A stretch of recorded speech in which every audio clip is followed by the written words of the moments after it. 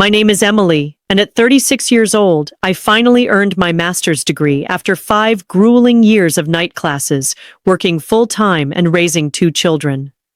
I should have been proud standing on that stage, but all I could see were 5 empty seats in the audience reserved for the family who never showed. I clutched my diploma, surrounded by celebrating graduates, yet completely alone.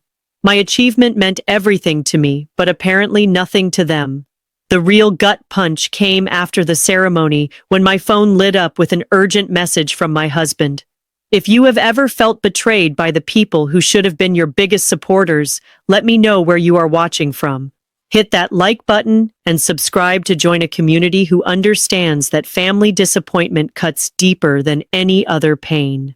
For the past 12 years, I had been married to Mark, a 38-year-old software developer with a stable job at a tech company in Seattle. Together, we had 2 children, Alex, our 15-year-old son, who was going through that typical teenage phase of finding his parents embarrassing, and Chloe, our bright 12-year-old daughter, who was becoming increasingly interested in her social life. We lived in a modest 4-bedroom house in the suburbs, not too flashy, but comfortable enough with a small backyard where the kids could play during the rare sunny days our city offered. I worked at Franklin Financial Services, a mid-sized investment firm where I had been employed for nearly 9 years. My job as a financial analyst was demanding, often requiring 50-plus hours per week, especially during tax season or when major clients needed reports. I was good at what I did precisely with numbers and patient with difficult clients. But year after year, I watched as my male colleagues with less experience got promoted ahead of me. "You need more credentials," my boss would say during my performance reviews. "A bachelor's degree in finance is great, but everyone has that. If you want to move up to senior management, you need a master's." After the 3rd time being passed over for promotion, I made up my mind. I would get that master's degree in business administration, no matter what it took. The university across town offered evening classes designed for working professionals. It would take 5 years of part-time study, but I figured it was worth the investment in my future. What I did not fully anticipate was how punishing the schedule would be. I would wake up at 5:30 a.m. to prepare breakfast for the family and pack lunches for the kids. Then I would work a full-day rush to class 3 evenings a week from 6 p.m. to 9 p.m. and come home exhausted to find dishes in the sink and homework that still needed checking. On the weekends, instead of relaxing, I would lock myself in our home office for hours to complete assignments while Mark took the kids to soccer games or birthday parties. "Mom is always studying," I once overheard Alex complain to his father. "She never has time for us anymore." Those words stung, but I tried to rationalize it. This was temporary. This was for our future. Once I had my degree and the promotion that would follow, we would have more financial stability, maybe even enough for that family vacation to Disney World the kids had been begging for. My relationship with my brother David complicated things further. 3 years older than me at 39, David had always been the golden child in our family.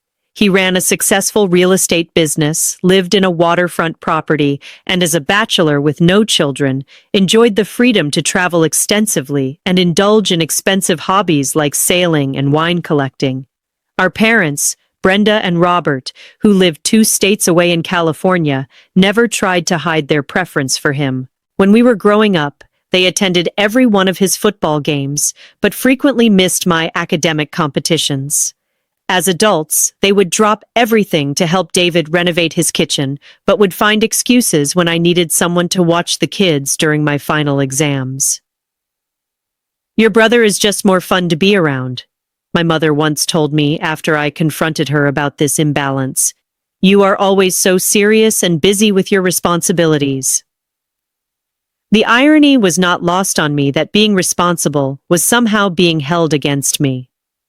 Despite these frustrations, I persevered with my studies. I wrote papers after the kids went to bed, often staying up until 1 or 2 in the morning. I studied flashcards during my lunch breaks. I sacrificed vacations, using that time to get ahead on coursework instead.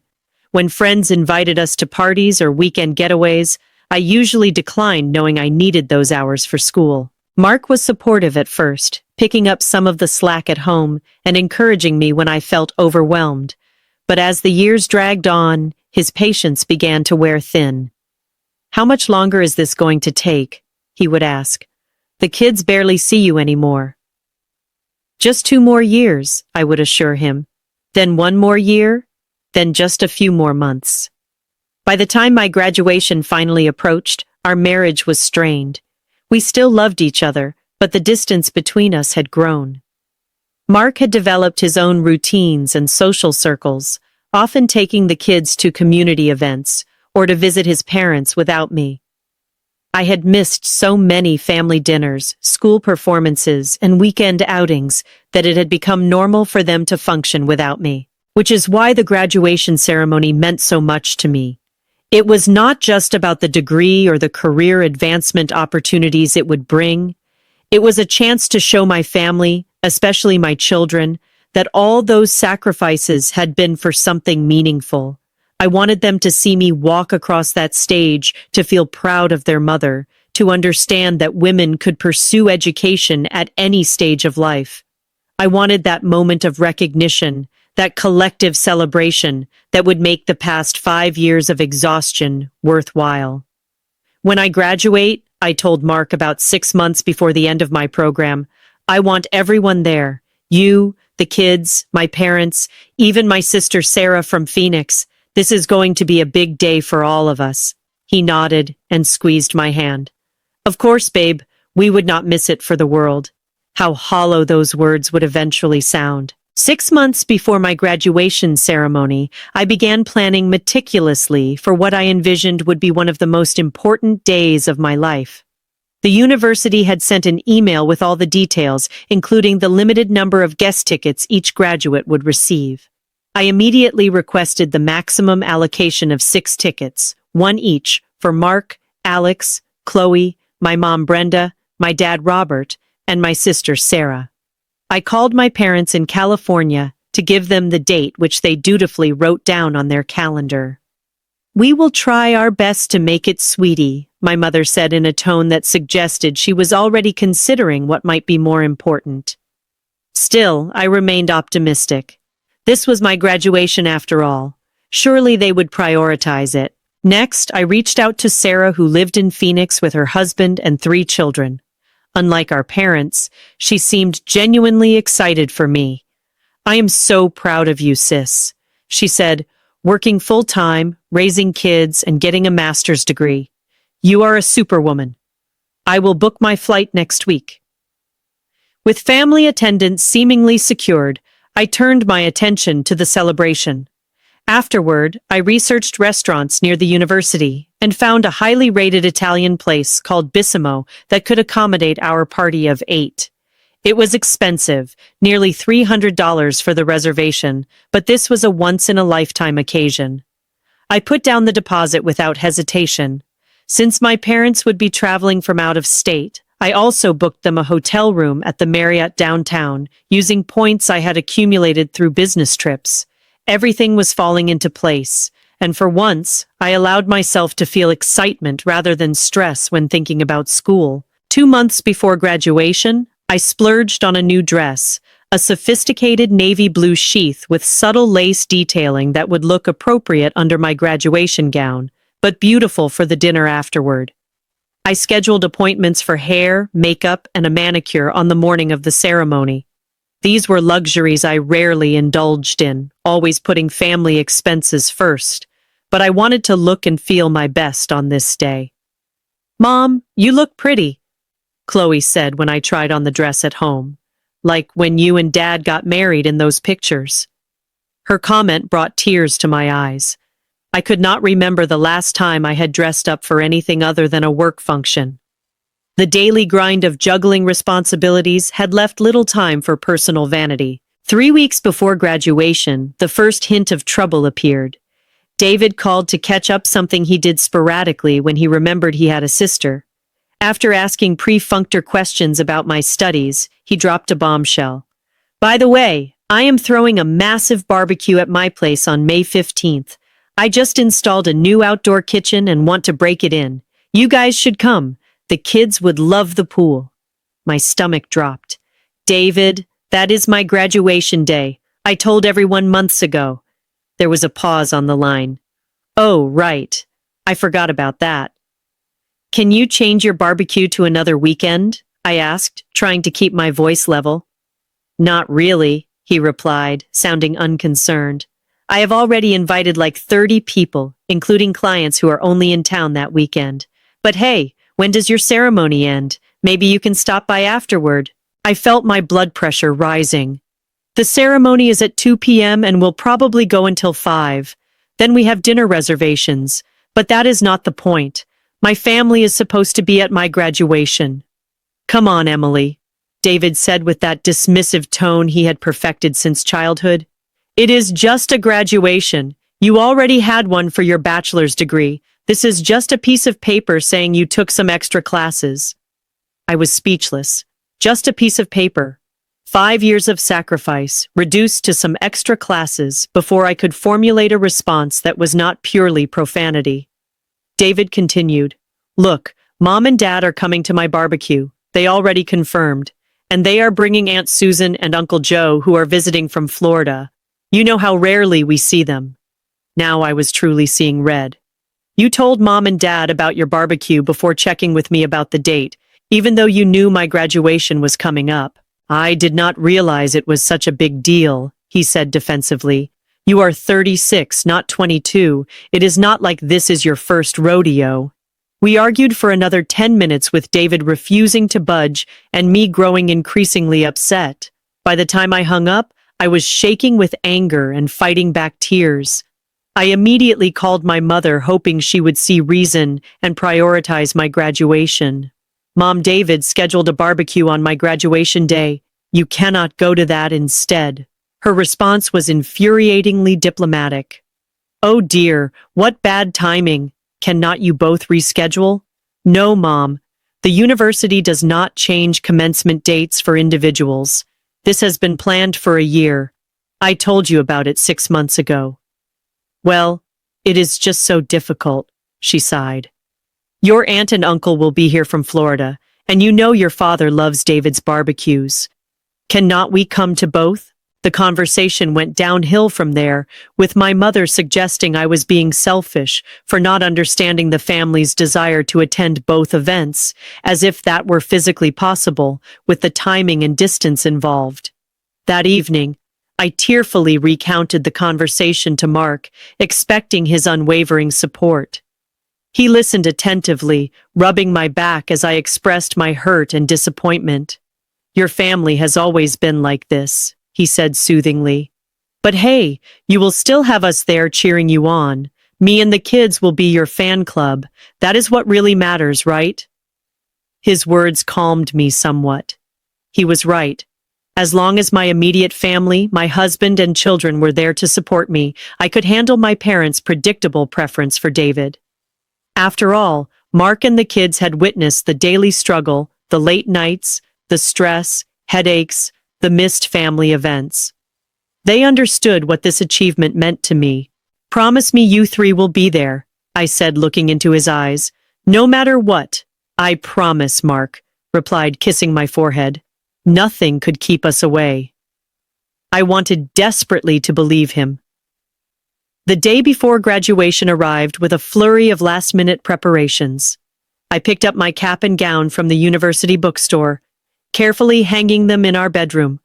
I polished my best shoes, a pair of black pumps that were professional yet comfortable enough to walk across a stage without stumbling.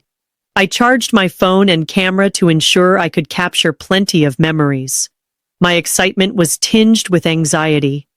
Despite Mark's assurances, I could not shake the feeling that something would go wrong. I had received a formal email from my parents 2 days earlier, explaining in overly polite language that they would be attending David's barbecue instead of my graduation. They promised to take me to dinner the next time they were in town to celebrate. I had read the email once, then deleted it without responding.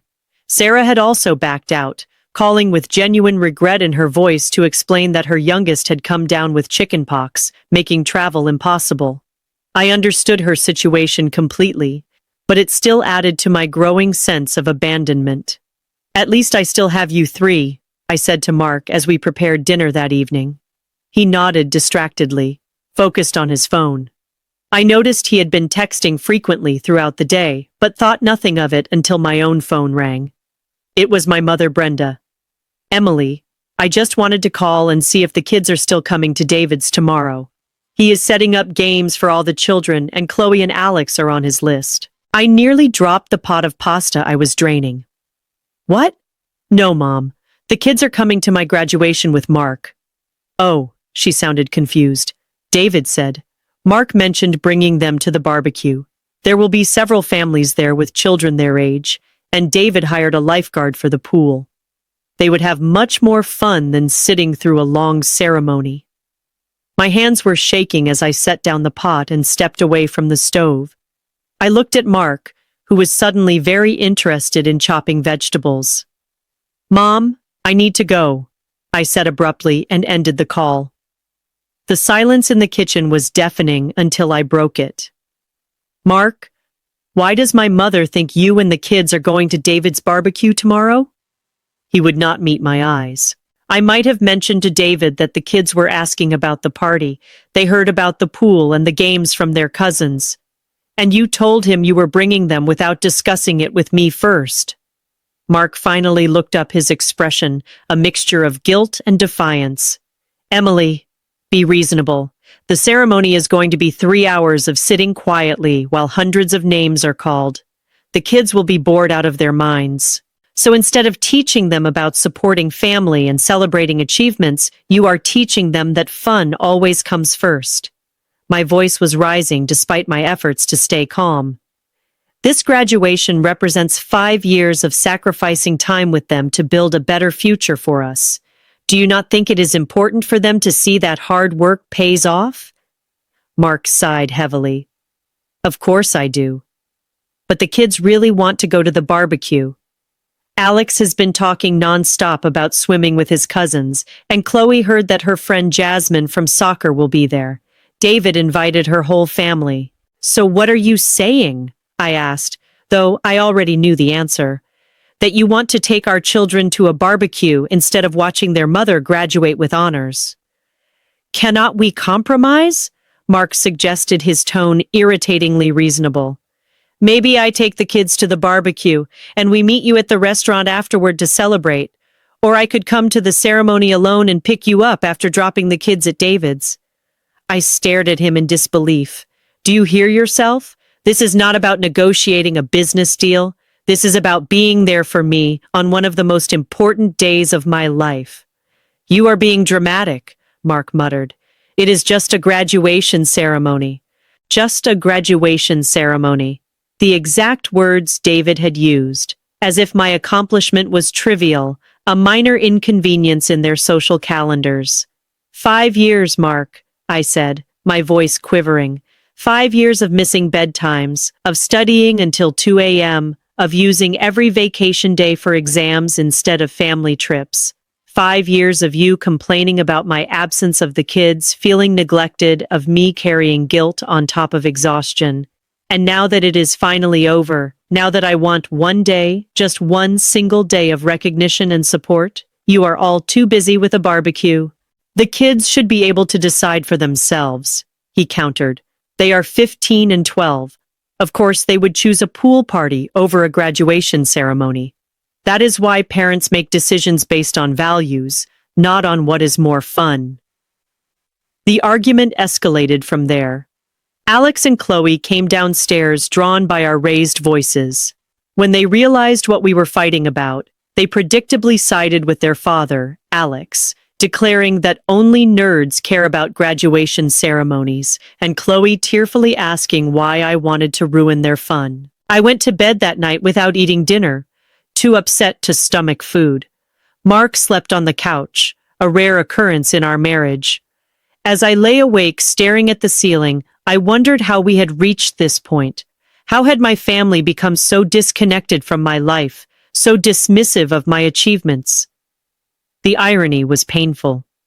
I had pursued this degree primarily for them to provide a better lifestyle, to be a role model of determination.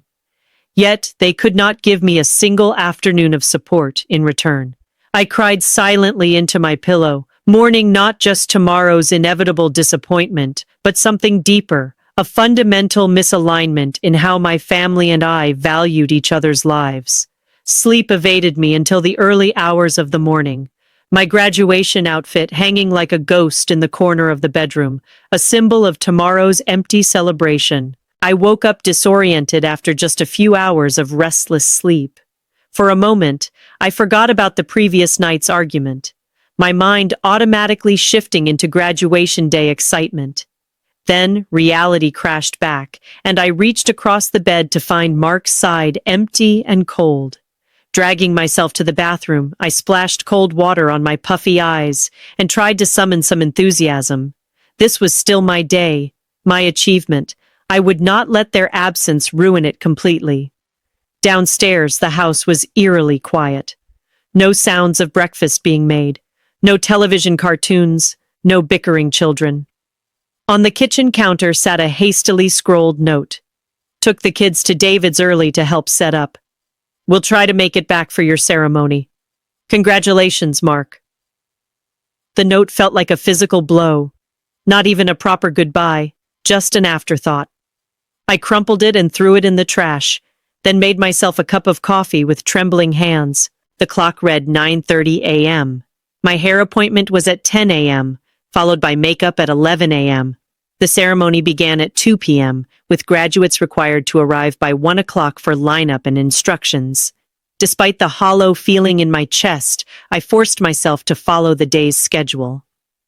The hairstylist commented on my subdued mood, but professionally avoided prying when I did not engage in the usual salon chit-chat.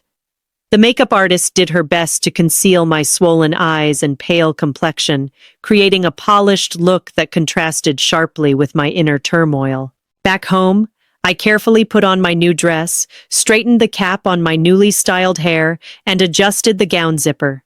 I took a selfie in the full-length mirror, trying to smile, trying to feel something beyond the hurt.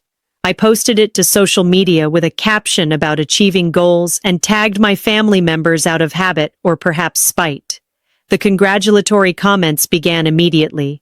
Co-workers, distant relatives, old high school friends, all expressing pride and excitement, everyone except those who mattered most. I texted Mark before leaving the house. I am heading to the ceremony now. Are you still planning to come? 3 dots appeared, disappeared, then reappeared. Finally, Alex took a bad fall while running around the pool. Nothing serious, but lots of tears. Might be late. Save us seats if you can. I did not bother responding. Seats were assigned by graduate name with family seating general admission. There were no seats to save. Mark knew this, had read the information packet I had left prominently on the kitchen counter for weeks. His message was just another flimsy excuse, another way to soften the blow of their impending absence. The drive to the university was a blur. I parked in the crowded garage and made my way to the auditorium where graduates were gathering. Around me, fellow students greeted family members, posed for photos, received flowers and hugs. I kept my head down, focusing on finding my place in the alphabetical lineup. My phone buzzed with messages of encouragement from Linda, my closest work friend, and from Professor Jenkins, my favorite instructor, who had written my recommendation letter for a senior analyst position I had applied for.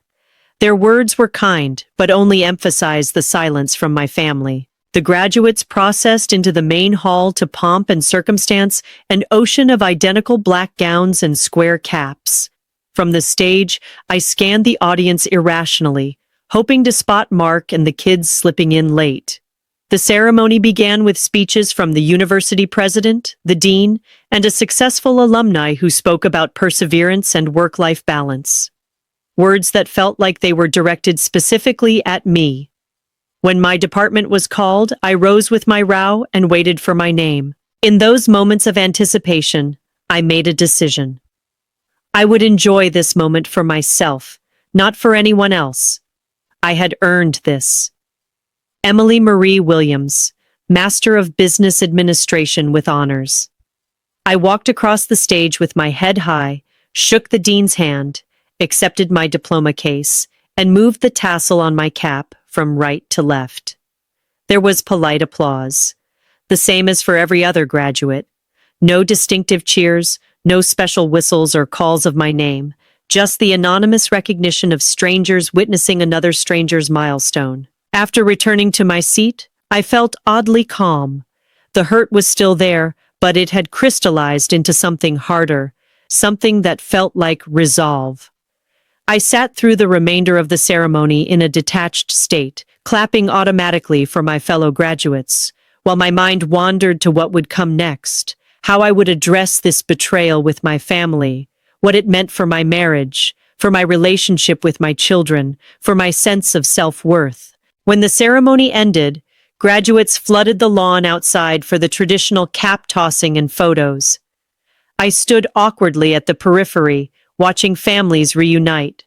Flowers, exchanged champagne bottles popped. I took a few obligatory photos with classmates I had studied with, but felt like an imposter in their joy. I checked my phone obsessively. No messages from Mark, no calls from the kids, nothing from my parents or David. I scrolled through social media and saw that David had posted photos of his barbecue, tagging my parents, Mark, and the children. They were all smiling, gathered around a fire. Pit roasting marshmallows. The timestamp showed it had been posted 30 minutes ago, right in the middle of my graduation ceremony. Something broke inside me then, a dam of emotions I had been holding back all day. I found a quiet corner behind the science building and let myself cry ugly heaving sobs that smeared my carefully applied makeup and left me gasping for breath. When I finally composed myself, I decided to cancel the restaurant reservation. There was no point in keeping it now. As I pulled up the restaurant's number on my phone, a text message appeared from Mark. "We need to talk urgently." Immediately afterward, I noticed something that sent a chill through me. 45 missed calls from Mark. All within the past hour, my heart rate doubled instantly. 45 missed calls could only mean an emergency. Had something happened to one of the kids? To my parents? Had there been an accident? I had silenced my phone during the ceremony as requested by the university. In my emotional state afterward, I had not thought to check for missed calls, only messages. With shaking fingers, I called Mark back. He answered on the first ring. "Emily, thank God." His voice was high-pitched with panic. "I have been trying to reach you for over an hour." "What happened?" I demanded, already walking quickly toward the parking garage. "Is everyone okay?" "It is Alex," Mark said, his words tumbling out in a rush. He was climbing on that ridiculous new water slide David installed, showing off for his cousins, and he fell. "We are at Memorial Hospital. The doctor thinks his arm is broken." "I will be right there," I said, breaking into a run despite my heels. "Is he in a lot of pain? How bad is it?" "They gave him something for the pain, but he is pretty shaken up. He keeps asking for you."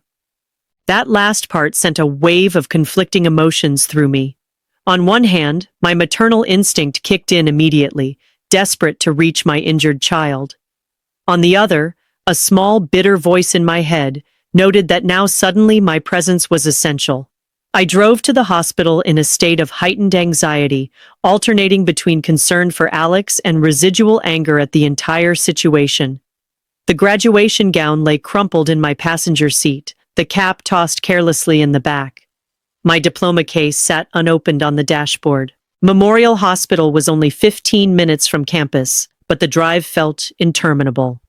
I found parking in the emergency lot and rushed inside, still wearing my navy blue dress, my carefully styled hair now falling loose around my shoulders.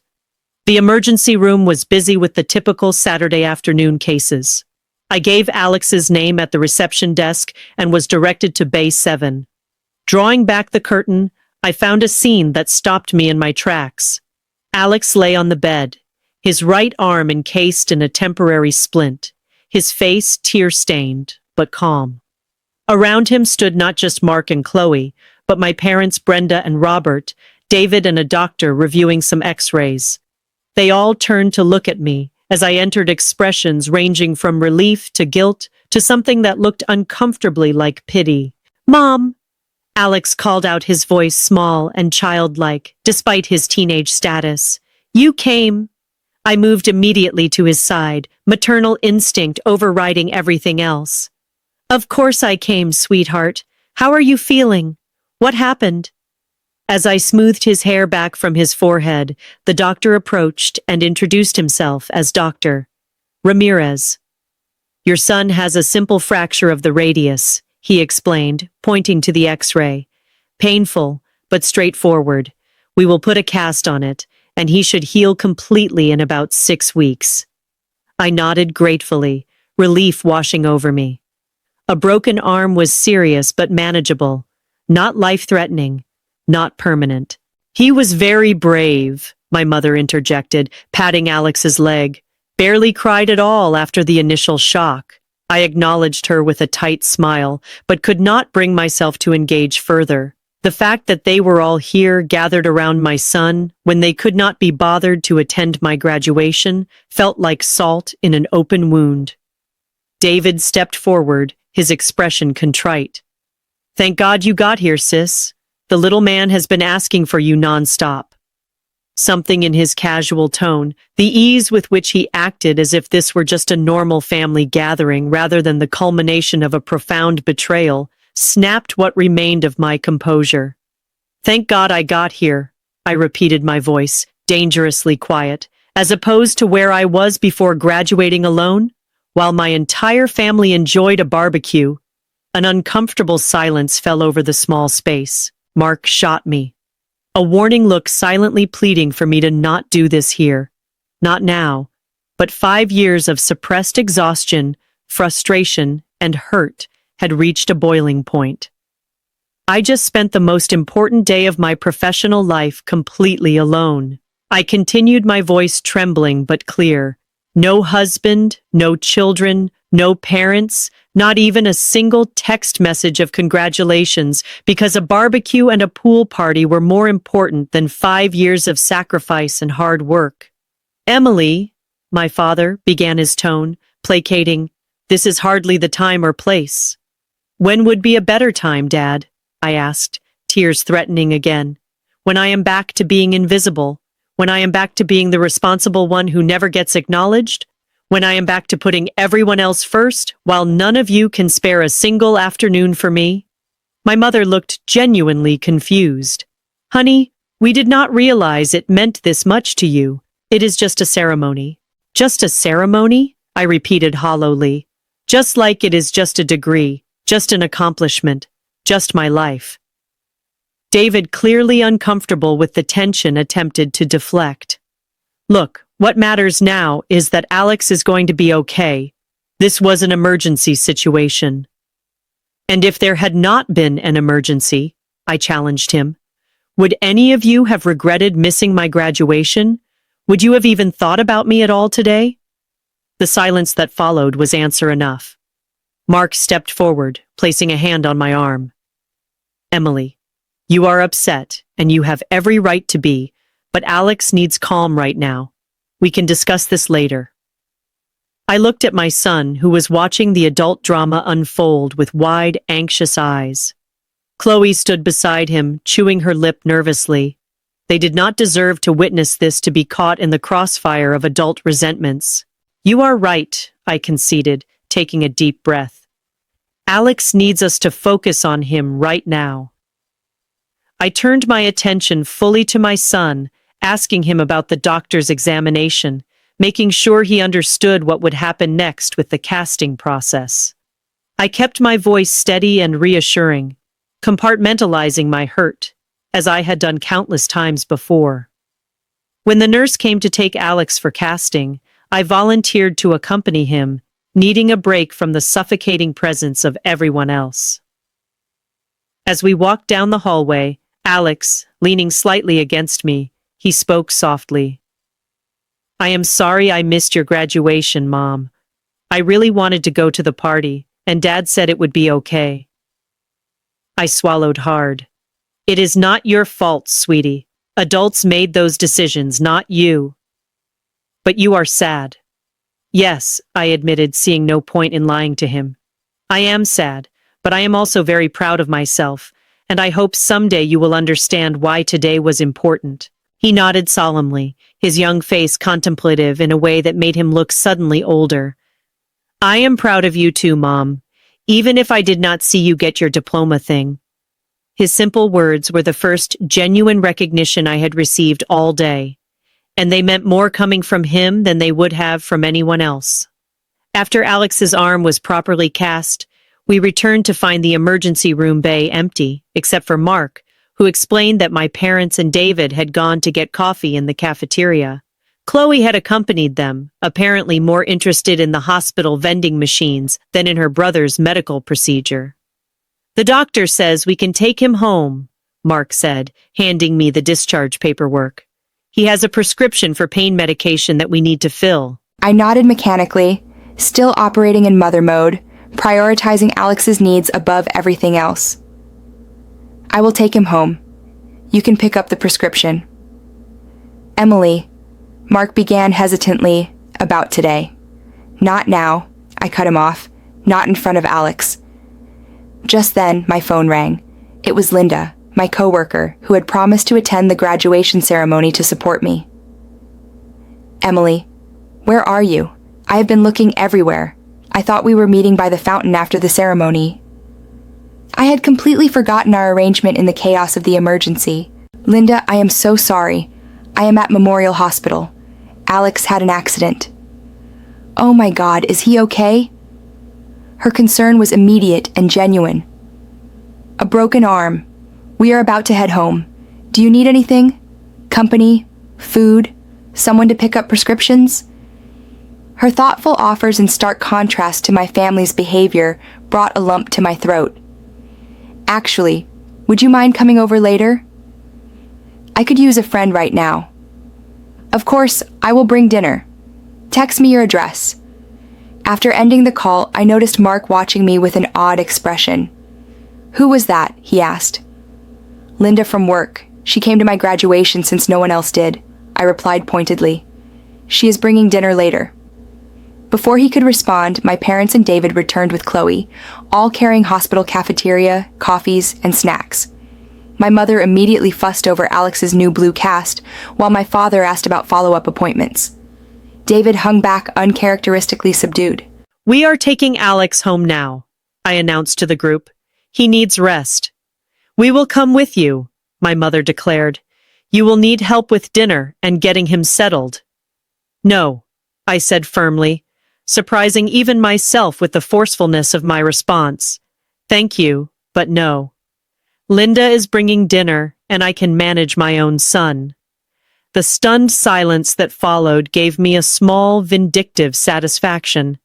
But we came all this way, my father protested, and we were planning to stay until tomorrow. You can go back to David's, I suggested coolly. I'm sure the barbecue is still going on. I need some space right now. David looked like he might object, but thought better of it. My mother appeared genuinely hurt, but for once, I could not bring myself to accommodate her feelings at the expense of my own. We parted awkwardly in the hospital parking lot with promises to call tomorrow and check on Alex. Mark drove our car with Alex carefully secured in the back seat and Chloe unusually quiet beside her brother.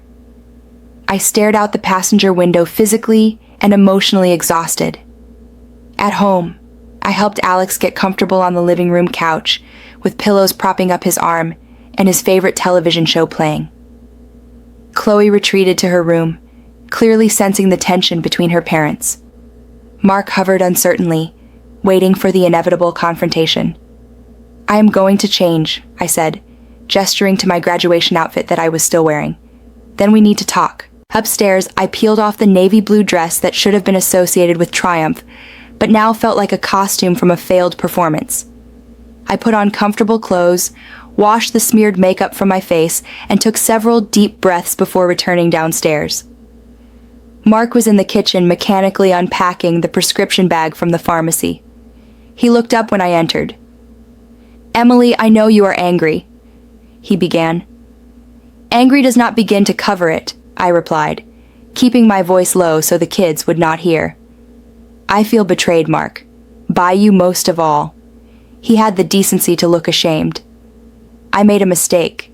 I thought the kids would have more fun at the barbecue, and I did not realize how important the ceremony was to you. How could you not realize I have been talking about it for months? I specifically asked you to promise you would be there, all of you. I know, and I am sorry.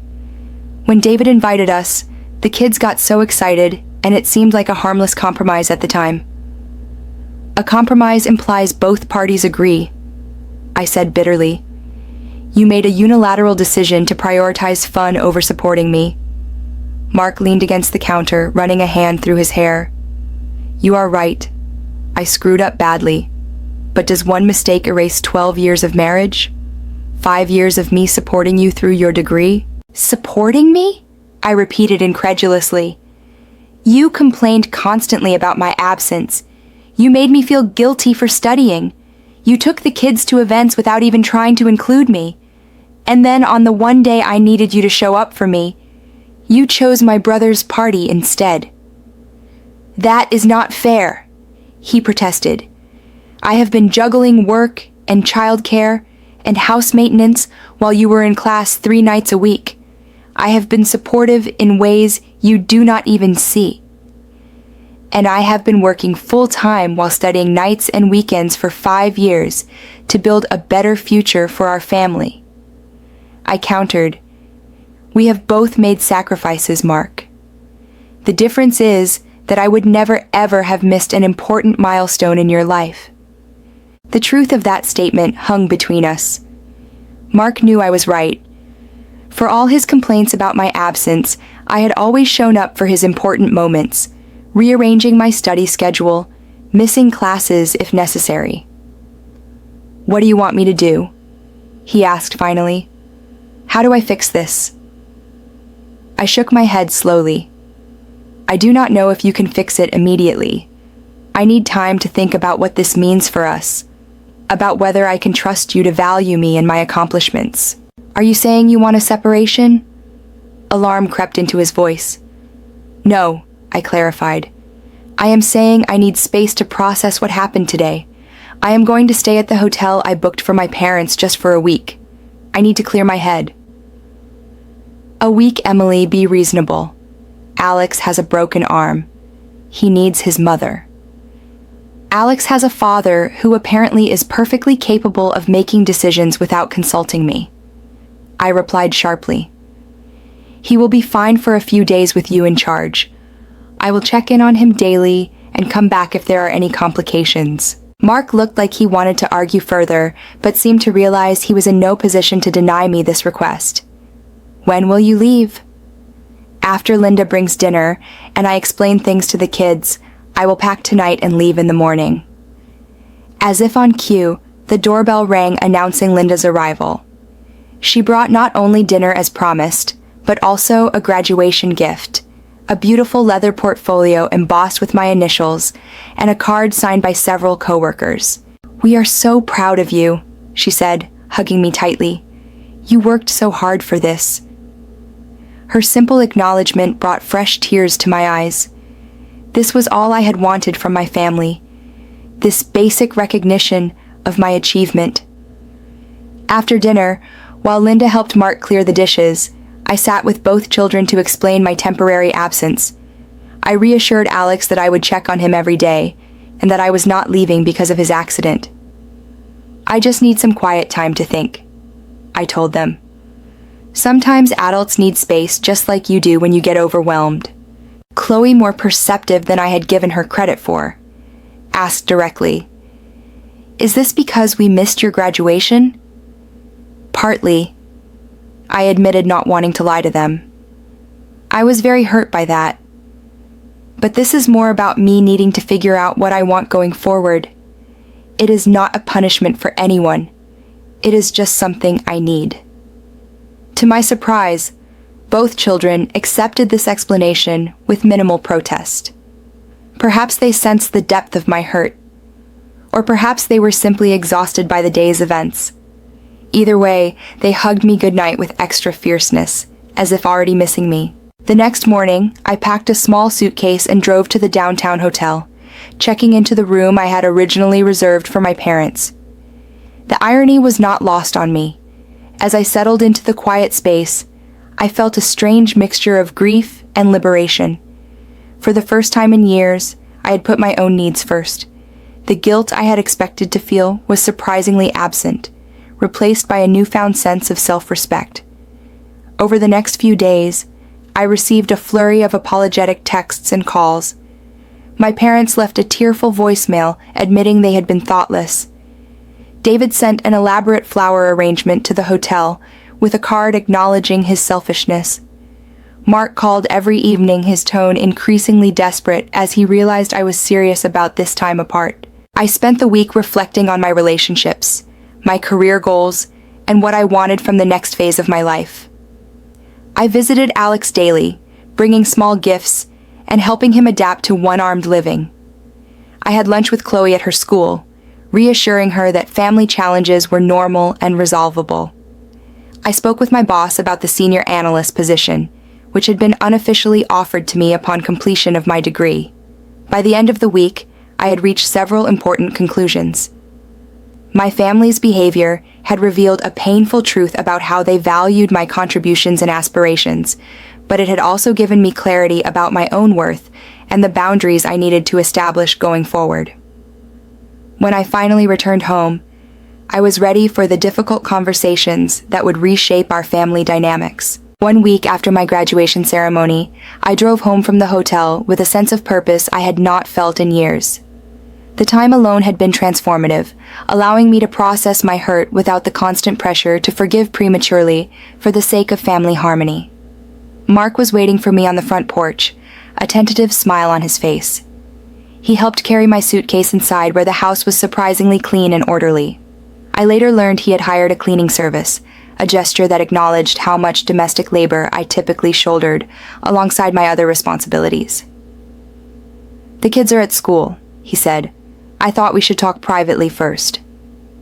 We sat at the kitchen table, the scene of countless family meals and homework sessions. The familiar setting underscored how much had changed in just 1 week. "I have been thinking a lot about us," Mark began. "About how I have taken you for granted, about how I failed to support you when it mattered most." I nodded, appreciating his directness. "I have been thinking too about what I need from this marriage going forward."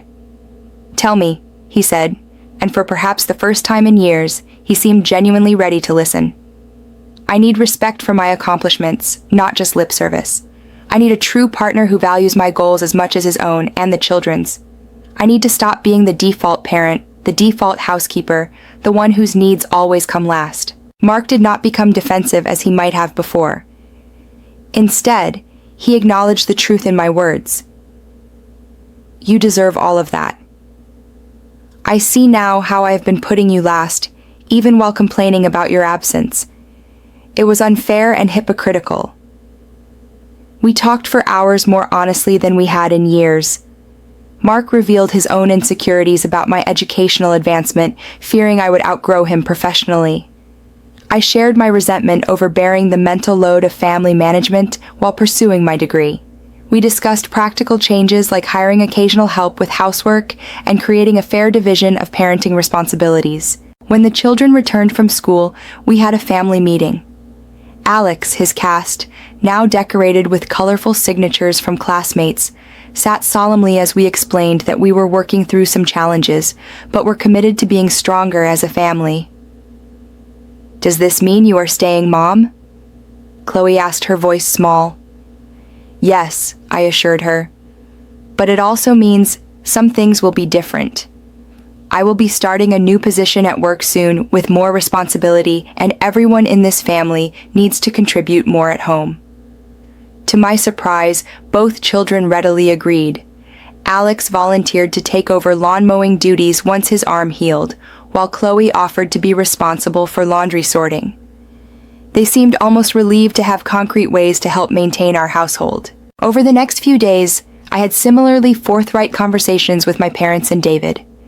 I invited them over individually, not wanting to feel outnumbered during these difficult discussions. My parents arrived first, bearing gifts and apologies. My mother Brenda handed me a card containing a substantial check, clearly hoping to buy forgiveness. I returned it to her gently but firmly. "This is not about money," I explained. "This is about recognizing a pattern that has existed my entire life. David's events always take priority. His achievements are celebrated while mine are minimized." My father Robert looked genuinely surprised. "We had no idea you felt this way, Emily." "That is part of the problem," I replied. "You never asked. You never noticed." The conversation was uncomfortable but necessary. I did not demand dramatic promises or tearful apologies. Instead, I established clear boundaries for our relationship moving forward. I would no longer accept last-minute cancellations or secondary status in family priorities. I would no longer exhaust myself trying to earn approval that was freely given to my brother. David's visit was equally revealing. Without the buffer of our parents or my children, he was forced to confront his role in the family dynamic. "I never intentionally tried to overshadow you," he insisted. "Intent does not erase impact," I countered. "Your barbecue could have been scheduled for any weekend. You chose my graduation day, then refused to change it."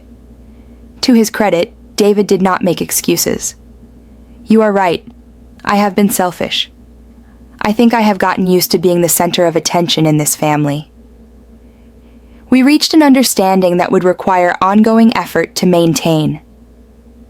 I did not expect decades of patterns to change overnight, but I was no longer willing to accept being an afterthought in my own family story. The weeks that followed brought gradual healing. Alex's arm mended steadily, a visible reminder of how resilience can follow injury. My promotion to senior analyst came through, complete with a significant salary increase and a private office. The extra income allowed us to hire a weekly cleaning service, relieving some of the domestic burden that had contributed to my exhaustion. Mark followed through on his promises, taking on more parenting responsibilities and making a point to celebrate my professional achievements publicly. The children watching their parents model new behaviors began showing more appreciation for my contributions both at work and at home. Perhaps the most meaningful gesture came a month after graduation, when David organized a small surprise party specifically to celebrate my master's degree. He invited my close friends and colleagues, ordered a cake decorated with my university's colors, and gave a speech acknowledging my determination and intelligence. My parents attended, bringing a framed professional photograph of me in my graduation regalia that they had commissioned from the university's photographer. It was a lovely evening, but its significance went beyond the celebration itself. It represented a shift in how my family perceived my accomplishments, a recognition that my milestones deserve the same attention and respect as anyone else's. As I prepared to hang my diploma in my new office, I reflected on the unexpected journey that had followed my graduation day. What should have been a simple celebration had instead become a catalyst for profound change in my most important relationships. I had learned that sometimes the greatest gift of education is not the degree itself, but the self-knowledge that comes with it. I had learned that standing up for myself did not mean losing my family, but rather creating healthier connections based on mutual respect. I had learned that setting boundaries, though initially painful, ultimately allows for more authentic relationships. Most importantly, I had learned that my worth was not determined by others' recognition, but by my own sense of accomplishment and integrity. The empty seats at my graduation had initially felt like rejection, but they had ultimately led to a fuller understanding of my own value and the courage to demand that others recognize it too. Sometimes the deepest wounds lead to the most significant growth. Have you ever had to stand up for yourself with family members who took you for granted? How did you handle it? Share your experience in the comments below. And do not forget to like and subscribe for more stories about navigating family dynamics and finding your voice. Thank you for listening to my journey, and remember that your achievements deserve celebration, even if you have to be your own biggest cheerleader sometimes.